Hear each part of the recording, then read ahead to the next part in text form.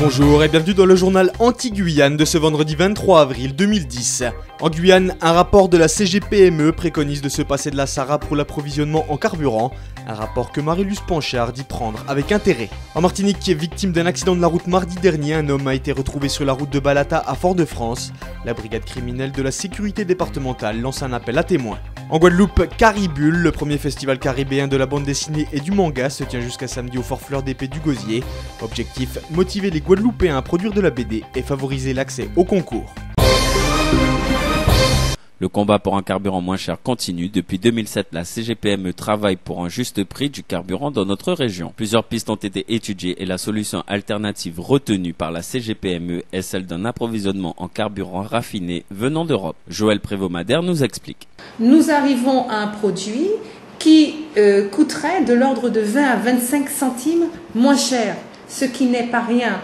Si cette solution alternative était mise en place, nous n'aurions pas à subir cette augmentation et surtout, nous aurions enfin une formule de prix qui nous donnerait un prix économique qui corresponde donc à la variation des cours du Brent et donc des cours des prix Platts et donc de la variation des cours du pétrole et à un prix économiquement juste. C'est une solution alternative, en tout cas, nous le disons bien, en attendant que dans notre zone géographique, nous ayons la possibilité de nous fournir en produits normés.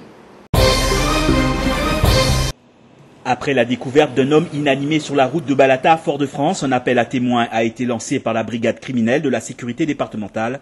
Les faits se sont déroulés dans la nuit de lundi à mardi, lorsqu'un automobiliste appelle les secours après avoir découvert un individu allongé sur le bas-côté. Un détail marquant pour les policiers et pompiers qui arriveront sur les lieux, l'individu a les parties intimes arrachées. Les organes n'étant pas retrouvés à proximité de la victime, la thèse criminelle sera privilégiée avant d'être nuancée par l'examen du corps au CHU de Fort-de-France. Il semblerait que l'homme ait été percuté par un véhicule, son bassin aurait été écrasé. Il a été placé sous coma artificiel en soins intensifs. Selon ses proches, la victime qui habite chez sa mère à Tivoli souffrirait de schizophrénie et elle avait pour habitude de sortir le soir et d'errer sur les routes. Un appel à témoins a donc été lancé par la brigade criminelle de la sécurité départementale qui recherche toute personne ayant vu ou percuté quelque chose entre 1h et 2h30 du matin entre le jardin de Balata et la rue Pelage.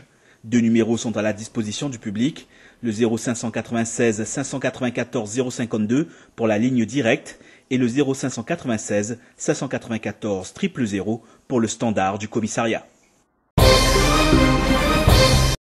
Les amoureux de bande dessinée vont facilement trouver leur bonheur à l'occasion de Caribule, le premier festival caribéen de la BD et du manga qui se tient jusqu'à samedi au Fort Fleur d'Épée. Caribule, c'est avant tout un coup de projecteur sur le monde de la bande dessinée dans la Caraïbe, permettant aux différents auteurs et scénaristes d'exposer leurs albums au grand jour. Cette première édition, placée sous le signe du conte créole entre tradition et modernité, constitue une promotion des créations caribéennes alliée à une véritable quête d'artistes en herbe. Les requins, le trésor sous-marin, les îles du vent, le couteau chien ou encore Encyclomerveille d'un tueur. Caribule demeure déjà une vitrine pour les créations locales et participe à la révélation des talents. Un temps de rencontre avec des professionnels de la BD qui n'ont qu'une seule idée en tête, motiver les Guadeloupéens à produire de la bande dessinée, susciter des vocations et favoriser l'accès au concours.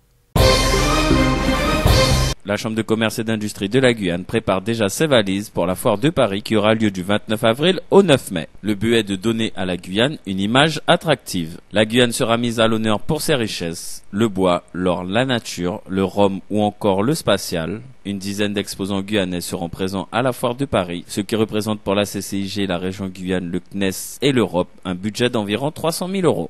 Arriver à ce que les entreprises guyanaises puissent faire valoir leur savoir-faire et les produits, notamment sur le plan national et international. Et à plus long terme, à moyen et à plus long terme, réussir à ce que des investisseurs potentiels puissent investir en Guyane, pourquoi pas.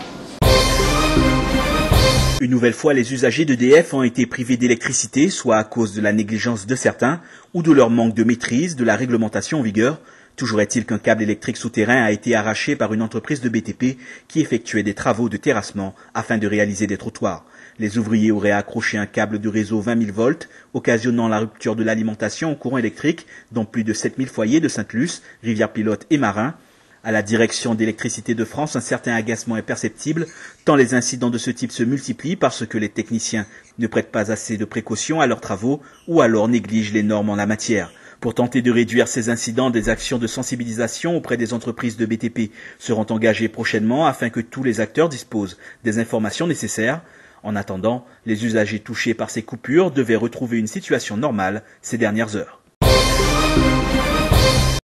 Aider les personnes déficientes auditives dans leur insertion professionnelle au sein du bassin caribéen. C'est en ce sens que la Fondation Orange a remis ce vendredi un chèque de 7 980 € à l'association CERAC, qui contribue à faciliter l'accession des sourds et malentendants à la vie sociale. Cette dotation financière a notamment permis à Sandra Dupuis de concrétiser un projet de brochure destiné à apporter une information complète sur une singularité qui complique avant tout la communication. On écoute la présidente de l'association. Nous avons pu donc créer cette brochure, l'imprimer et surtout la distribuer dans les établissements scolaires, mais que ce soit en Guadeloupe, en Martinique, en Guyane, à La Réunion et même en métropole.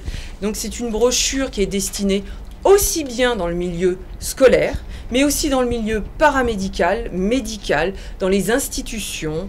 Ludique est élaboré sous la forme de bande dessinée. Surdité constitue un support voué à la lutte contre l'isolement sensoriel et apporte une aide à une meilleure autonomie dans la vie quotidienne des malentendants.